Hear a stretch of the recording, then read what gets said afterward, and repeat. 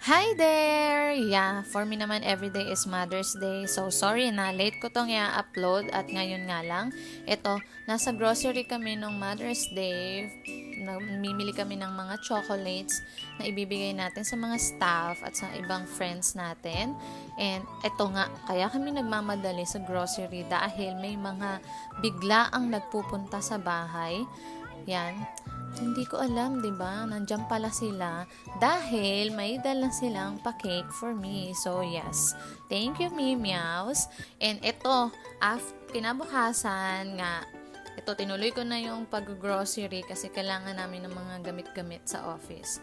So, syempre, bago tayo mag-grocery, kakain muna tayo dito sa Italianis. Natanong ko na to yung sausawan na to, pero hindi ko na naman naalala ngayon. So, ayan, kasama natin yung ibang angels sa office. So, ito yung mga in-order namin. Salmon, yes, mag-fish tayo nung Mother's Day. And, syempre, hindi mawawala pag may nakita tayong steak sa menu. Yes, o-orderin natin yan.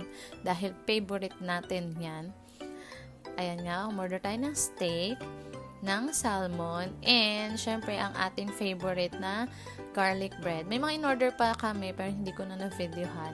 And ito nga yung ipamimigay natin sa staff at sa mga friends at sa kanilang mga mommies nung Mother's Day na chocolates. Yes. And nagkaroon kami ng konting salo-salo nun sa office dahil umorder si boss ng crispy ulo and crispy pata na nagpasakit sa batok ng karamihan. So yeah. At kaya ko to in-upload tonight dahil nire-request niya ang kanyang sayaw. So, hulaan nyo na lang kung ano yung sinayaw niya that day. Kasi late siya. So, sasayaw siya.